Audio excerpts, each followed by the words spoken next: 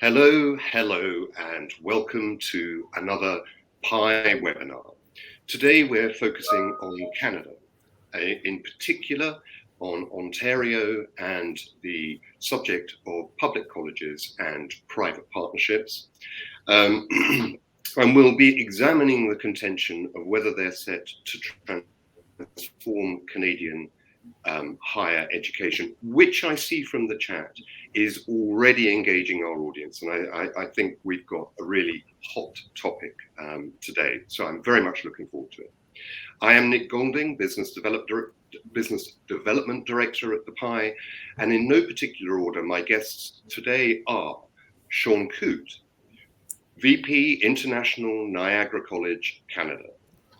Dr. Holly Catalfamo, Director of Global Engagement, also from Niagara College, Canada. We have Cindy McLeod, Chief Executive Officer of Global University Systems, hereinafter shortened to GUS, and Diana Makute, also VP Partnerships from GUS. Thank you all for joining us today and contributing from both sides of the public-private nexus. And I ought to add, just to add a little bit of interest to the discussion, I am coming from Cambridge. Some of our Canadian panel are coming from Toronto, but two are indeed in Iceland on a conference today. So thank you all for breaking off from your schedules to join us. Before we begin, I'd like to do the usual orientation and housekeeping for everyone to get most of from the webinar. You know the score, there's chat down the right-hand side. Please contribute to that. Tell us what the weather's like. Say what you think about the points that are being made and get involved. We have polls. Have a look at those. I will be checking those out from time to time. And if you would like to ask a question of our panel, please can you pop it into the questions at the bottom of the screen, not into the chat on the right-hand side, because I won't be able to keep track of that all of the time. And finally, a question I always get asked, is this being recorded? The answer is yes, it is being recorded, and the recording is going to be made available just after we complete at 4 p.m. UK time this afternoon. Turning now to our subject matter, it relates to a very particular context, which I think is worth rehearsing for the benefit of our audience, and particularly those who are not from Ontario and Toronto. Forgive me if I appear to be reading from notes here, but this is a very, very detailed area of policy and legislation, so I want to make sure that I get it right. Of course, public-private partnerships are nothing new, and in Ontario, they go back more than 10 years, where public colleges sought to access students, particularly who were drawn to study in Toronto, but not on their own campuses outside Toronto. That all changed, however, in 2017, when the then administration put a freeze on public colleges partnering with private institutions, and existing ones were to be phased out. However, the following year, a new administration and a new policy. In December 2008, the policy was changed or announced to change such that public colleges could partner after all, providing they complied with a new framework which was then being developed. Then in the following November 2019, that framework was released by the Ontario Ministry of Colleges and Universities. At that point, there were 6 PCPPs in existence. Fast forward to today, and within 2 years, there are now 12 of the 24, that's half of the public colleges in Ontario have established public college private partnerships, teaching some 25,000 students. Such rapid growth of these partnerships suggests considerable appetite for them, but there are clearly political, perhaps even ideological dimensions to this discussion that make it even more interesting, not only for the future of Ontario, but also for the 12 other devolved provincial administrations that determine post-secondary educational policy in Canada. So, are PCPPs set to transform Canadian higher education? Cindy, I'd like to come to you straight away. After that long introduction, let's actually get down to it. Can you briefly explain what are public-private partnerships and how do they relate to higher education in Canada? Thank you very much, Nick, and greetings to all of our friends from Canada and our other friends from around the world. It's exciting to see where on the chat where people are saying hello from, many different parts of Canada and the UK. So very exciting. And Diana and I are here just outside of Reykjavik, Iceland. So we don't have our poppies on today, everybody. We apologize. Little bit hard to find in Iceland, but thank you, Nick, Holly, and Sean for having yours on, because today's a very important day, Remembrance Day in Canada and around the world. So PPPs. So first of all, Global University Systems Canada, we're very honored to be working with Niagara College. Toronto, as our PPP is named. And public-private partnerships, you talked a little bit about the framework of the Ontario government. And I think that the government really needs to be commended for creating this very innovative and creative opportunity for publics and privates to work together. And basically how it works is that the public institution, once they choose a partner, works with the private institution to identify a range of programs that can be delivered by the private institution under their brand. And there's a tremendous amount of work that is done, like in our case, thousands of hours, to build a model that really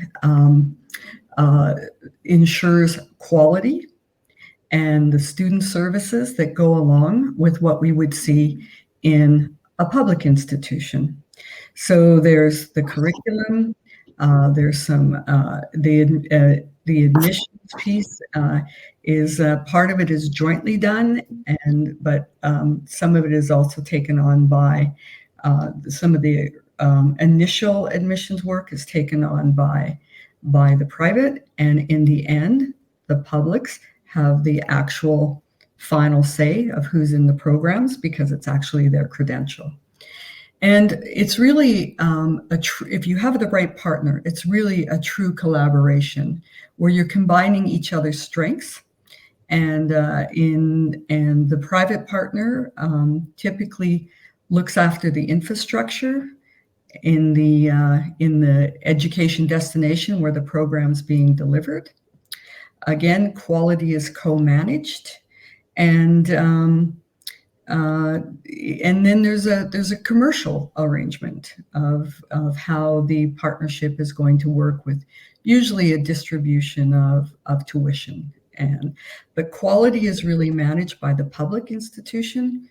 And I guess I'd like to say co-managed because we're also very committed to providing the highest quality programming that we can.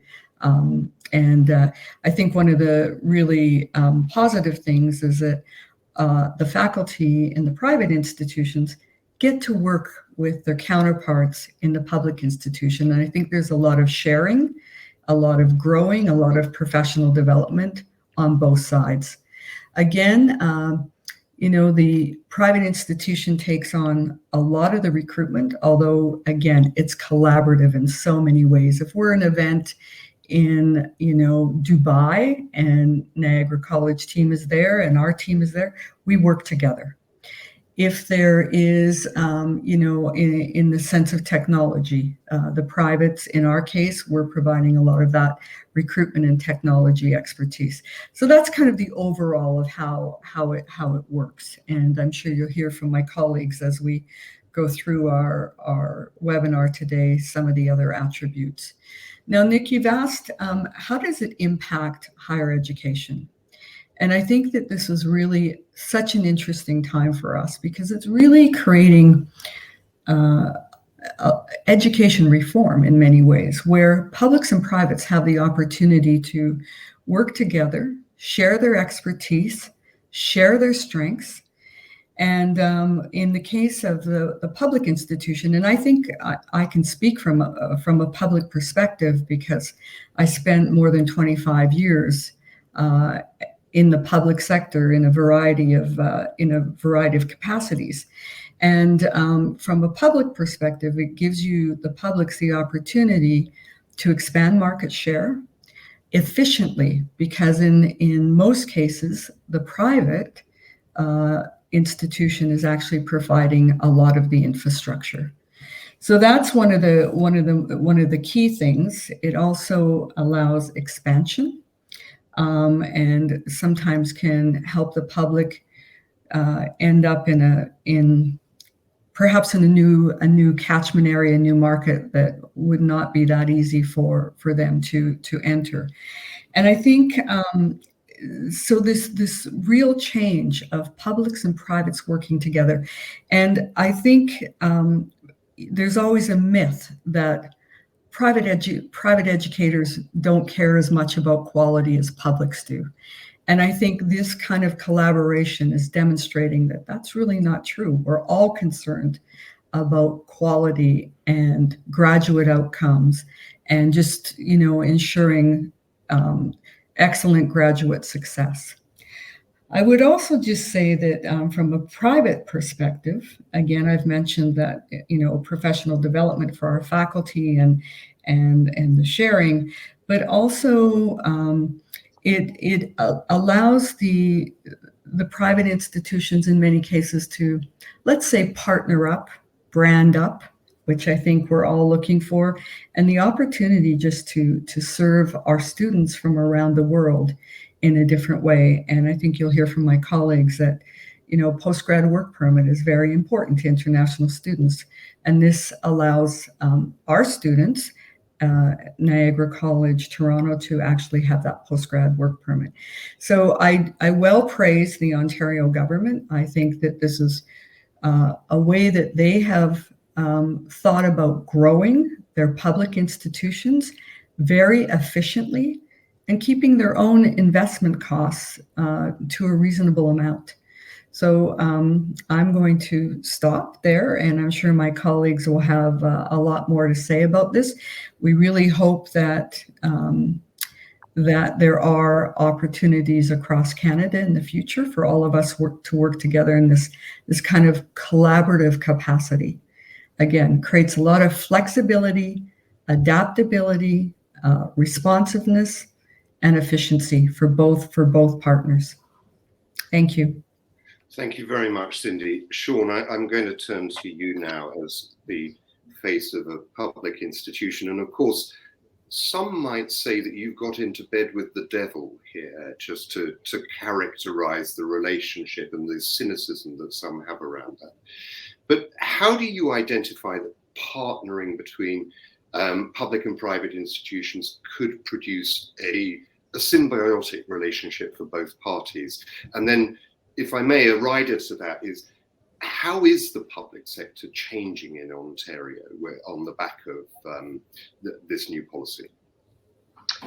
Thanks, Nick. The comment about working with the devil, if Gus and TSOM are the devil, then I'm going to have a hard time going to church on Sunday, because certainly they're great partners to be able to work with. But I think I'm going to address the second part of the question first. And public sector education, especially at the college level in Ontario, we have 24 institutions across our province, and we have seen massive, and I don't mean massive lightly, growth of international students in our public institutions, specifically in colleges, over the last 10 years that has been unprecedented, not just in our history, but almost in global history in terms of percentages.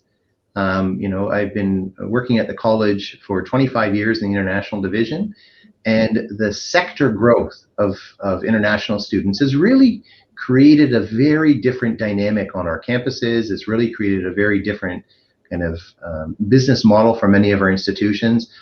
And many of our institutions, 8-10 years ago, were very happy with 15 to 20% of our students as international students. And now many of our institutions are pushing 50% or more international students. And I think that started the change in that Canada as a destination country for international students who are looking for opportunities to combine education, work experience, and career opportunities, really through a variety of policy changes and policy implementation from Immigration and Refugee Canada and Citizenship Canada, really opened the door to be able to have many institutions say, we can't satisfy the demand that we have as a public sector organization for higher education, and we need help to be able to help satisfy the demand. And I think that for Niagara specifically, when we started looking in 2018 at the opportunity to be able to collaborate with a private partner, we had thousands, every intake, thousands of students that we were turning away. Students who were paying deposits, who were expressing interest by applying to our institution. And we really realized that we rely on partners globally, whether that's academic partners with colleges and universities worldwide, whether that's agency partners or referral partners to be able to help supply this volume of international students. And like any supply and demand, if we're not able to help to satisfy that demand, then the reality is our partners are going to look elsewhere. And we needed to be able to work with our partners globally to be able to satisfy the increased demand for education, particularly at Niagara College, but I would say within Ontario and within the college sector in Ontario. Many schools perhaps were able to expand. And what I mean by that is some of the schools who don't have a public-private partnership, maybe they looked at other ways to expand their delivery.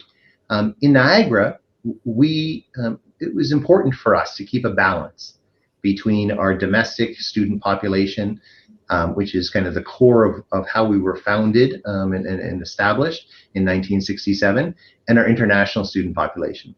And so as we looked at the opportunity, I think it really had to be bigger. For Niagara, it had to be bigger than a partner who could deliver our programs. It had to be able to provide other benefits, right? That we looked at opportunities to be able to, of course, deliver programming, but to be able to enhance the student experience, to be able to provide students who wanted an opportunity to study a Niagara program in a big city. We wanted to be able to provide those students with an option. And as we looked around at a variety of partners, and I can tell you that it's like dating to be able to work towards a marriage. We did a lot of pre-work, and we went on a lot of first dates. And it wasn't until we met TSOM and Gus that we instantly said, okay, we're done dating. We now need to figure out how we can land this partner. And I think that Cindy and Deanna would say the same, that they were as excited about the potential partnership beyond the PPP, beyond delivering programs in Toronto, about what the opportunity could be. Partnering with a truly global college, Niagara College has operations around the world, and Gus, who is a truly global university system, and with operations around the world. And the synergies between our two organizations could really, really provide opportunities that really would allow us to not just coexist, but allow us to collaborate, cooperate around the world, leaning on each other's strengths, as Cindy said, and really create a truly unique product for our students. And when I say students, I don't just mean our international students. The collaboration work that we're working on with Global University Systems in terms of providing pathways for all of our students to be able to further their education, pathways for our students to be able to study abroad and work abroad with the Global University Systems network of institutions around the world. It really is a synergy that I think is far beyond what we, kind of initially thought of, or maybe even the government thought of, in terms of what a private or public college private partnership could be. And we're certainly working well towards the delivery of programs in Toronto through the Toronto School of Management at Niagara College Toronto. But the other opportunities are actually far greater.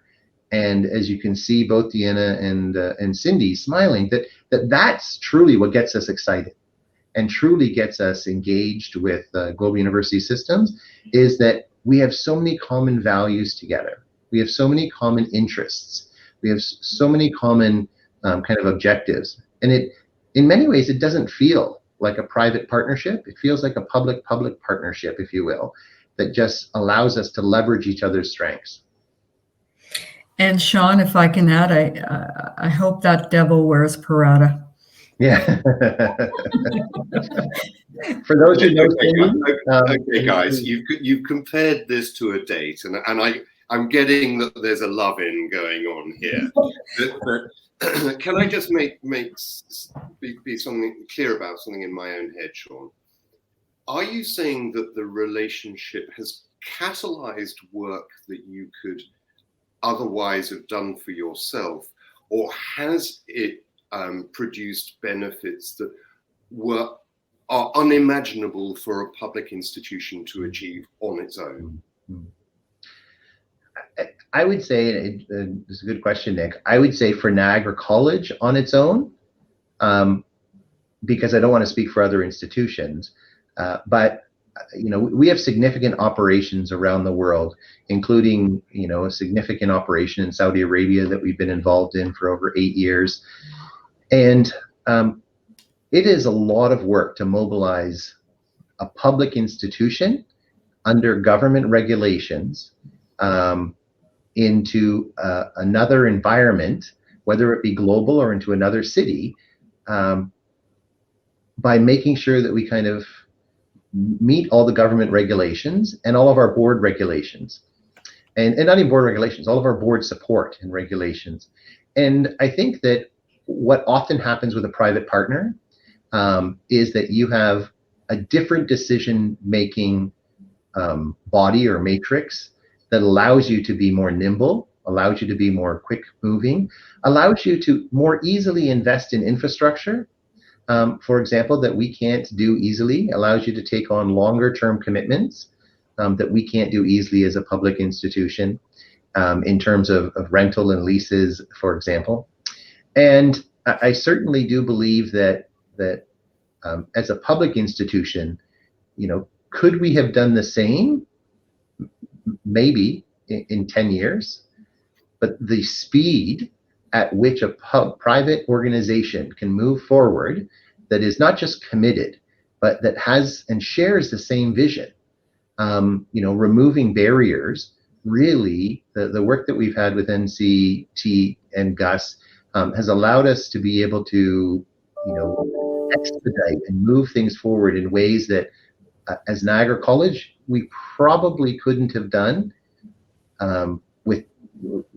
in 10 years what we've done in a year and a half. And so I think that is leveraging our strengths, honestly. And I think that Cindy commented about it, and it really is something that allows the private partner and the public partner to be able to know where each of us have our own strengths, and then combine them to be able to come up with something even better than we could have imagined.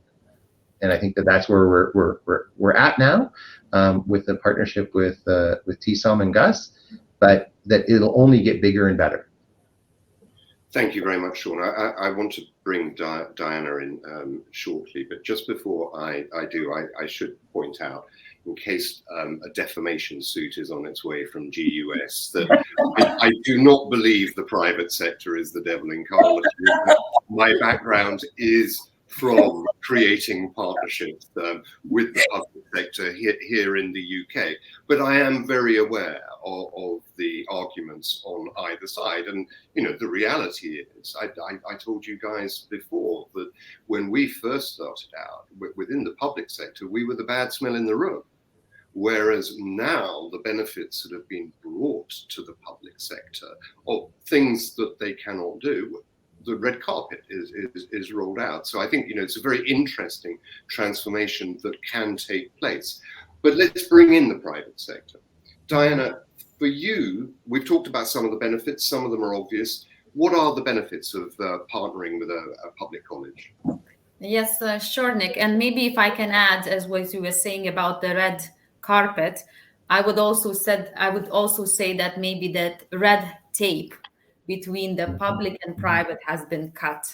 So now really leveraging each other's strengths, gives plenty of opportunities. And if I can maybe briefly summarize, what are the benefits for a private partner? Really, to touch base on what Sean was speaking about, building beyond the PPP delivery model, where the private delivers public credentials, really building that long-term partnership, with the public partner.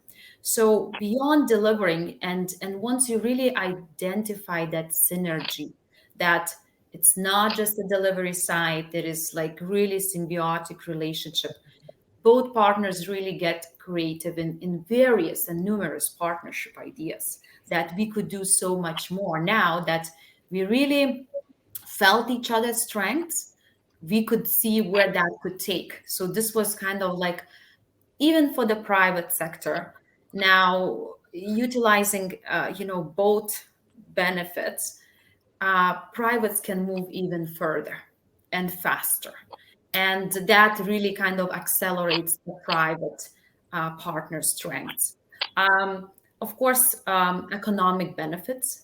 So economic benefits for a private partners, expand capacity, right? So they can reinvest faster in the facilities, different locations, different opportunities, ability really to access new programs and, co-create curricula. So right now, as private career colleges, they successfully deliver their own programs that are industry relevant. However, having a public partner with their program strength, with their faculty, with their input, really allows for the private career college to access that professional development. And touching on professional development, it's not only for the faculty, it's also for the staff. So right now, across all different departments, admissions, services, career placement. So that's where all teams come together. So I would identify that as professional development for private career college. The other benefit that we see is really to utilize recruitment abilities for both partners. I wouldn't specifically say, and probably Sean or Holly can maybe add that it's really joint recruitment efforts. However, the private partner utilizes that to benefits for both partners. And there are various models of private-public partnerships and how they're structured. The joint recruitment really strengthens the partnership. And going back to, let's say, academic, the benefit of the partnership is also further academic agreements and articulation opportunities. So private career colleges, they have their programs that are not postgraduate work permit eligible. However, they are fantastic programs, great curriculum, industry relevant, great faculty. So, right, and some of them have and most partners have similar programs, so expertise in hospitality, business, IT. So academic articulation agreements really allows to articulate. So public partner articulates into private and identifies the credit transfer. So this is another very positive benefit for a private college, that their students, they continue growing their portfolio and developing better pathway for their students to access postgraduate work permit eligible programs on the site. And I believe, Cindy, you did mention that private career colleges delivering public credential really allows that opportunity of postgraduate work permits. So students really take benefits of Canadian education, Canadian workforce. And really, in a summary, it's a quite wide range of benefits that private career college gains in this partnership. Diana, can I add one more thing? I think that's a great description. But I think for the private colleges, working with a public partner really helps to expand the product as well for private institutions. So Niagara College certainly had a number of programs that are very that are in demand by international students. And at TESOM, we didn't have that repertoire of programming. So I think that's another added benefit for us, for the private side. Thank you, Diana and Cindy. Of course, there are two people that we have so far overlooked, and I'm going to come on to the first of those, Holly, right now, and ask you about the other, which is the student. We haven't yet talked about the impact or otherwise that these relationships have on the student experience and outcomes. From your perspective, can you talk us through that? Absolutely, Nick, and thank you very much for talking about something that is absolutely, or asking about something that is near and dear to my heart.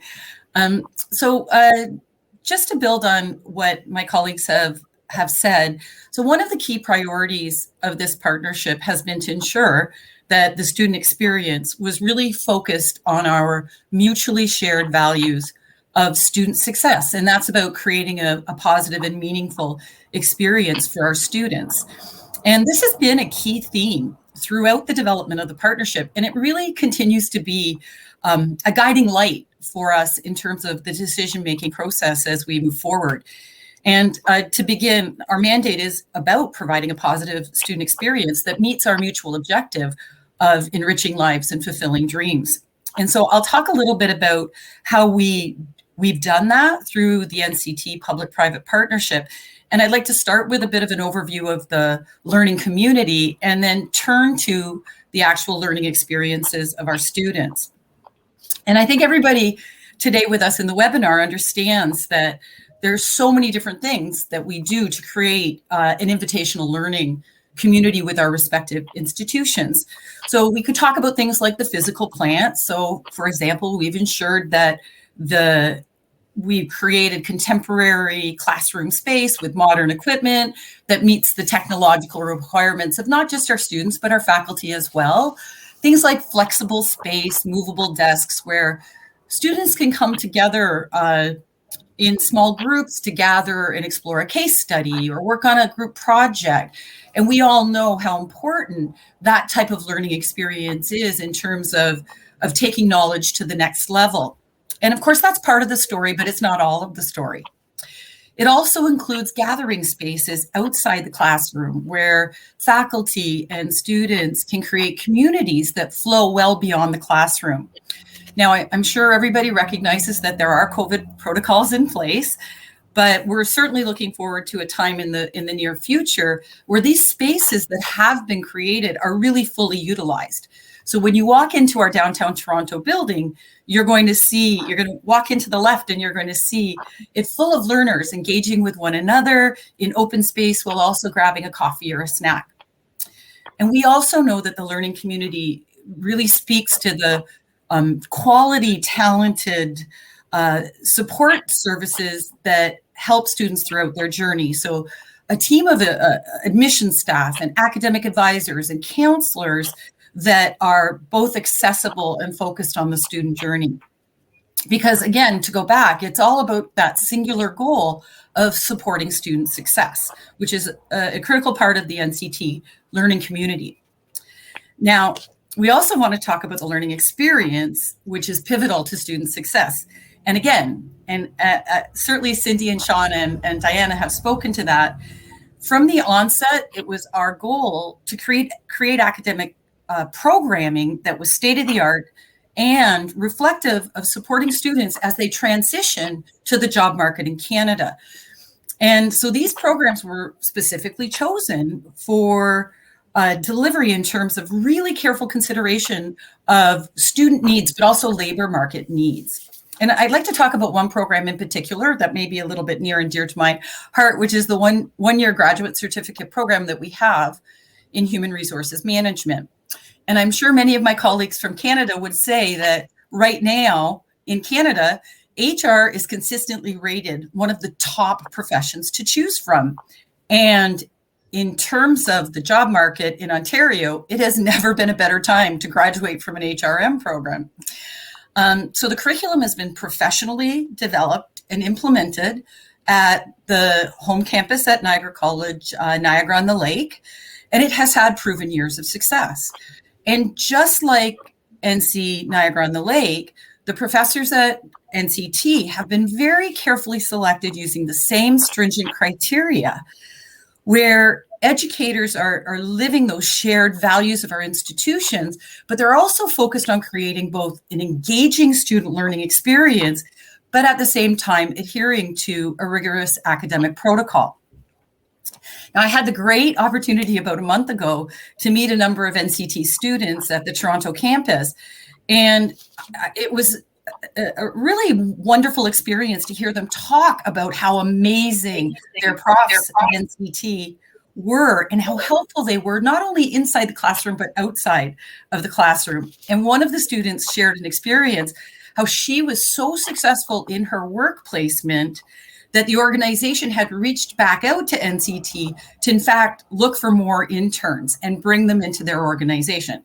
So that's the kind of thing that we get super excited about. And I love the pay it forward that, graduates and students helping one another. Another thing that's really important would be professional accreditation.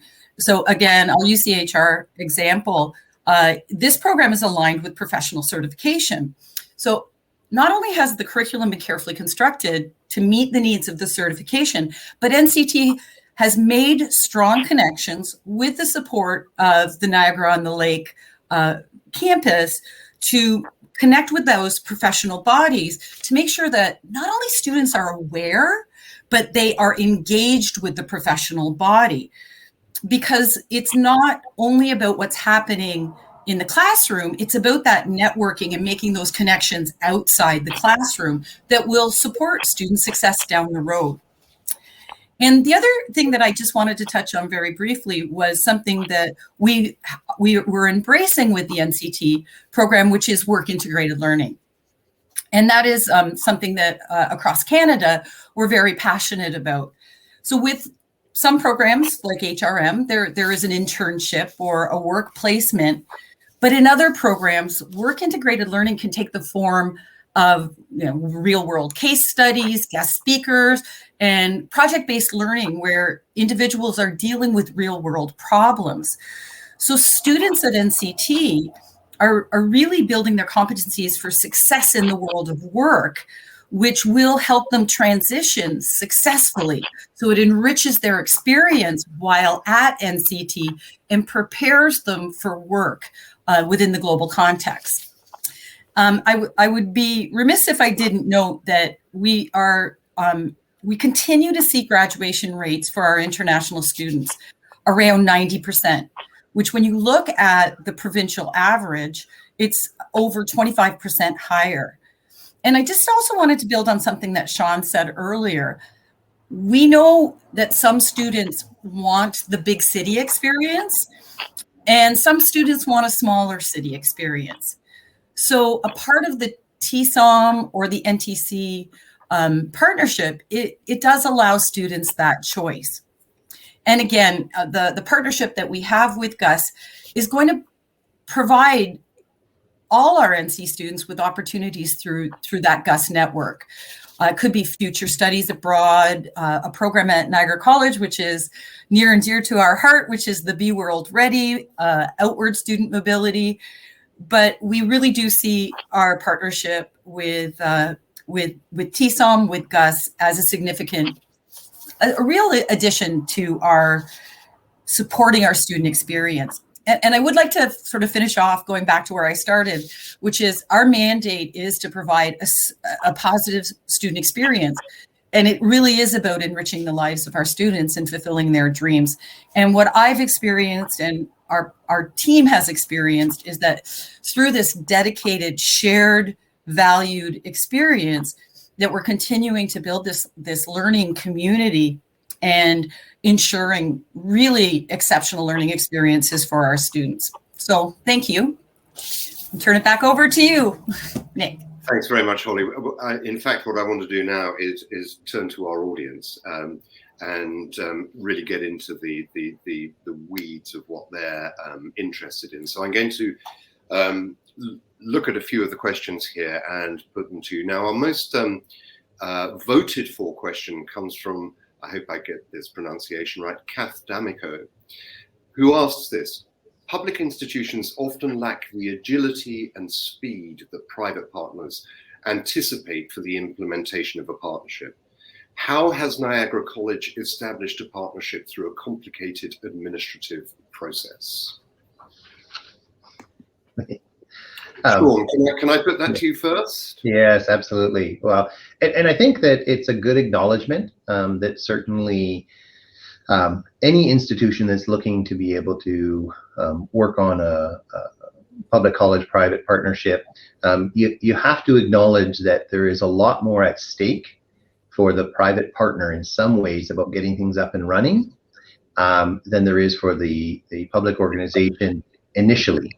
And so that certainly has, has the team at Toronto School of Management pushing our Niagara College team and making sure that we continue to, move things forward and that we continue to be able to get the right government approvals, but in a very supportive way. And I think what we realized very early, and Niagara College realized very early, is that we need a team to match their team, and that it's not off the side of someone's desk. It is not assigned in addition to your current workload, that we needed dedicated resources, similar, not nearly the volume of dedicated resources that TSOM had assigned, but similar to the dedicated resources at TSOM. And certainly then it was an institutional commitment. And I think I can't underestimate that from the public sector perspective. This is not an initiative out of one office. This was an executive initiative. This was a board approved initiative prior to us really engaging in any type of work. And it was very clearly, we had developed a strong business case before we started going out to market to look at potential partners. And I think that was important. It wasn't something that we woke up one day and said, hey, here's a great idea. Why don't we, respond to the knock on the door and open the door and just start working with TSOM. That we really, really were methodical about it and committed resources. And I think that that's important. But we also got full institutional commitment from the executive team, from the board, that we are accountable to as we started the initiative and moved forward. Actually, that's really quite interesting. And can I just turn to you on this one, Cindy? When you're approaching a new partnership like this, is it that you set up a new team that is committed and dedicated to this, getting this partnership off the ground?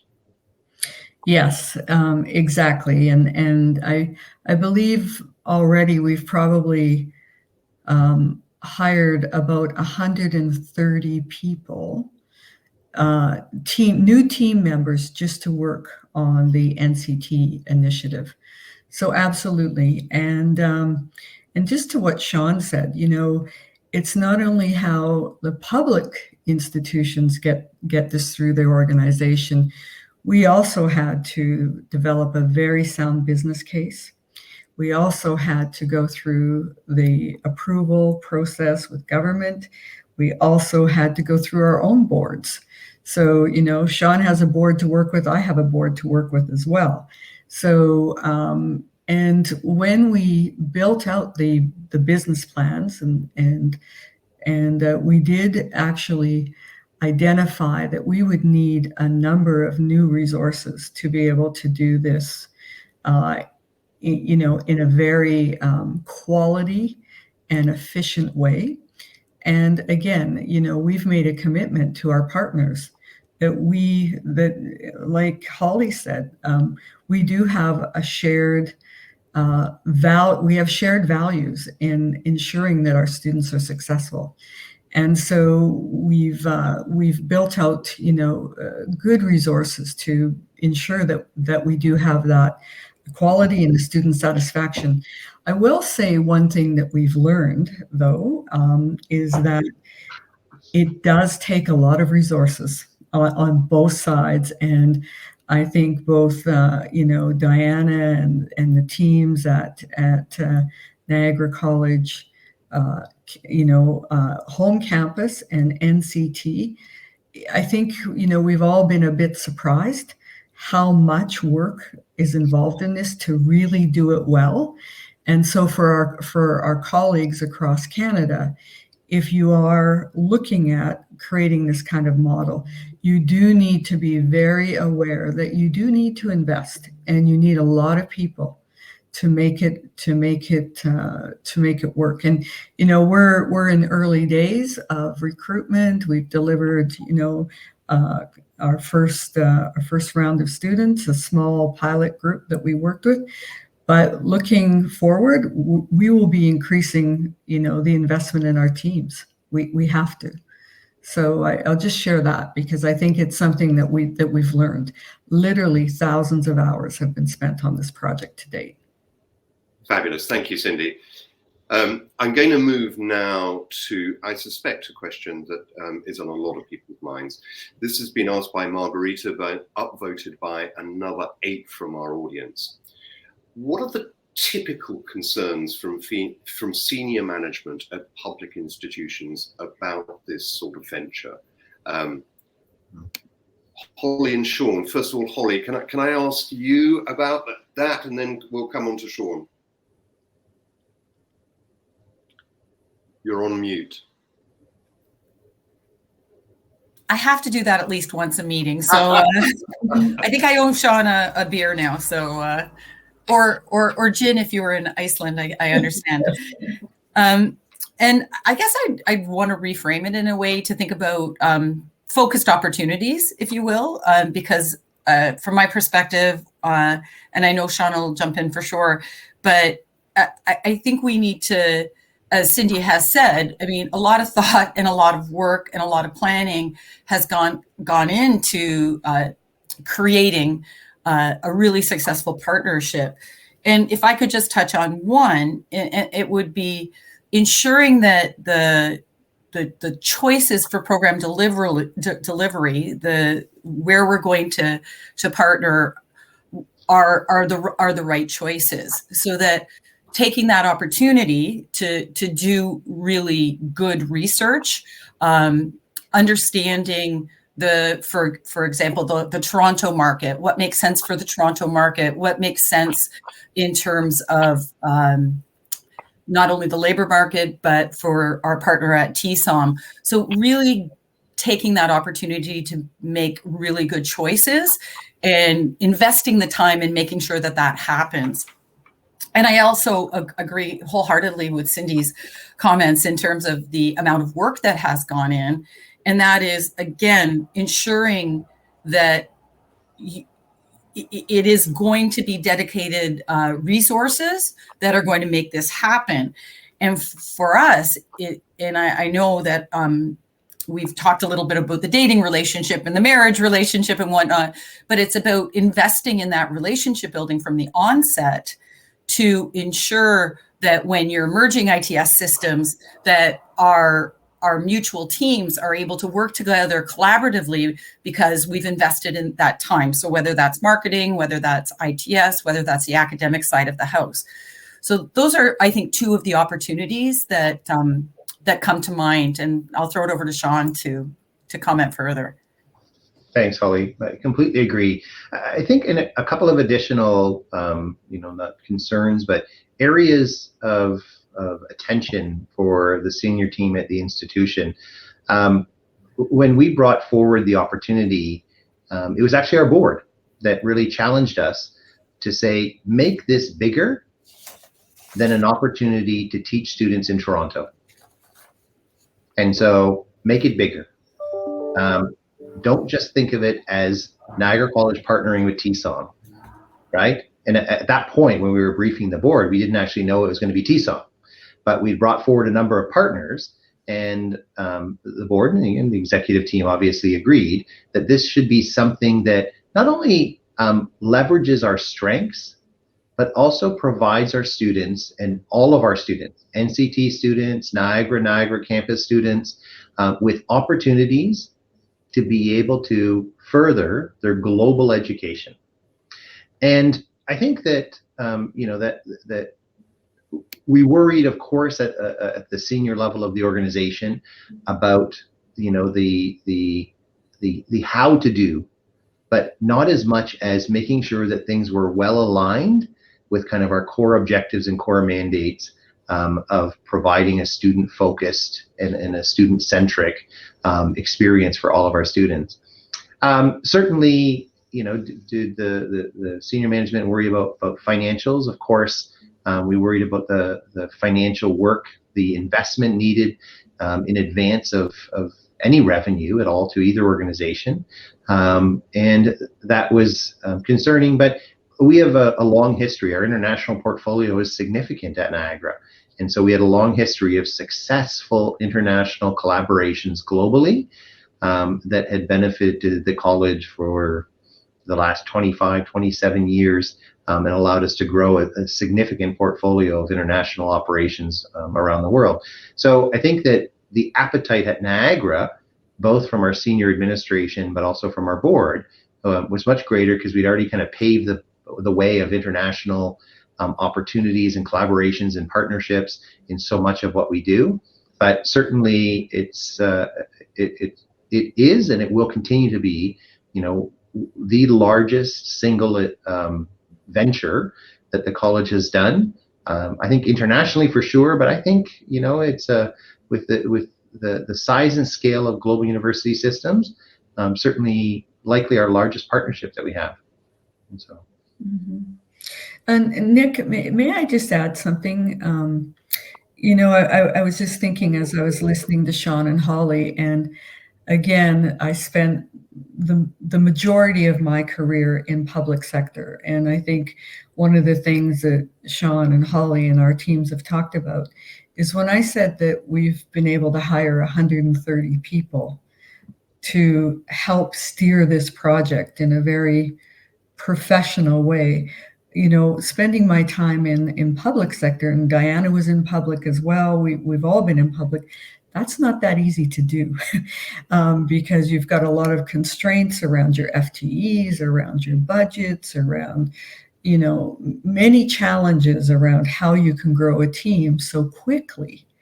And I think that's one of the other really interesting things to stand back when you asked about, what are some of the unique differences or, about publics and privates working together is, again, the private has that ability to move very quickly in some of these areas. It's not as easy for publics.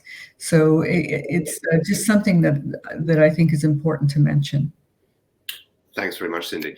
Now, we have approximately 6 minutes left, and we have a very engaged audience that is not letting us off the hook of controversy and testing our diplomatic skills this afternoon.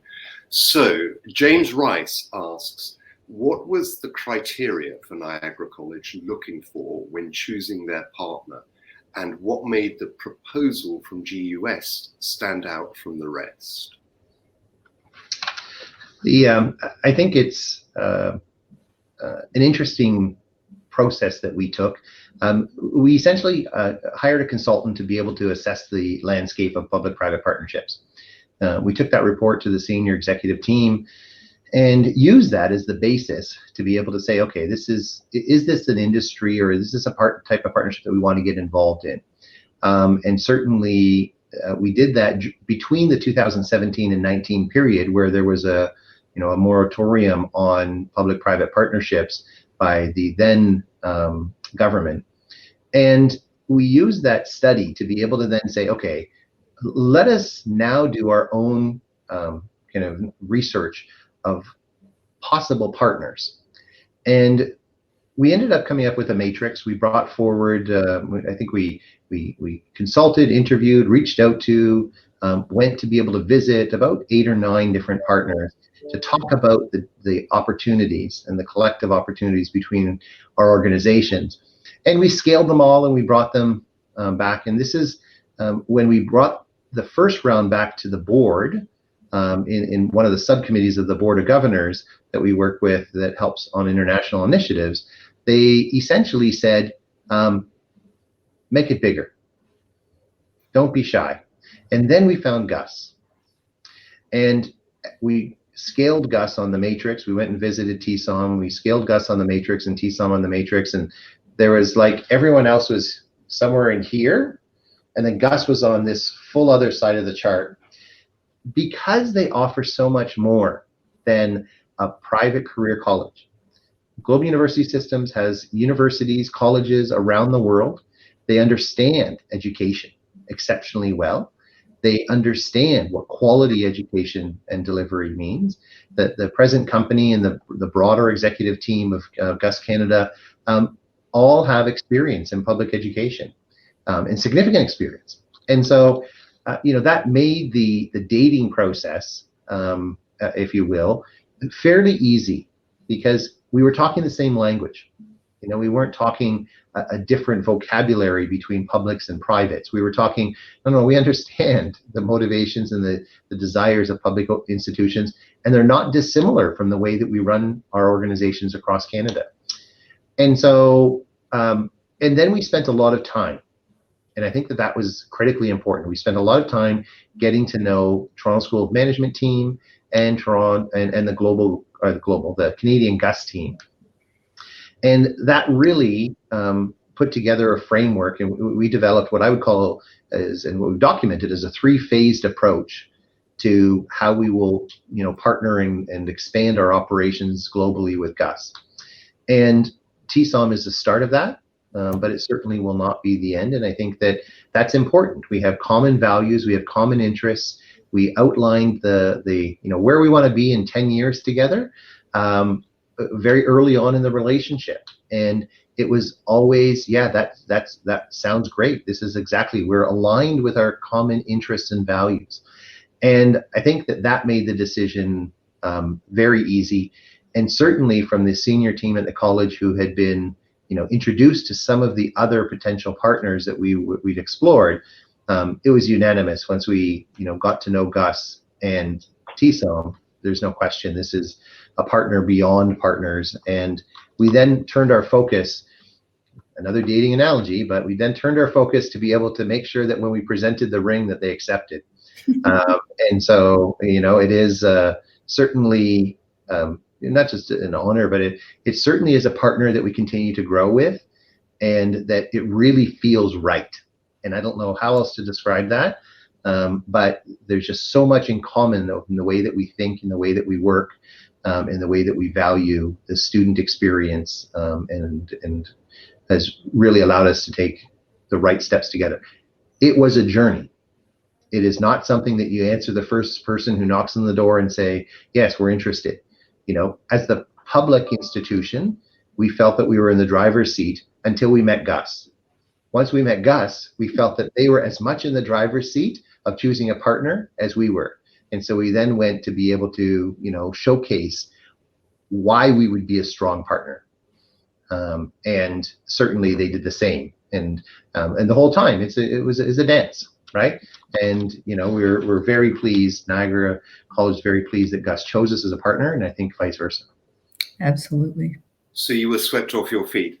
I'm afraid that is all we've got time for, and it is really desperately frustrating because I've got about 7 other questions from the audience that I'm dying to ask you. Some of them real nuts and bolts questions as well, but perhaps we'll be able to get back to the audience with answers to those.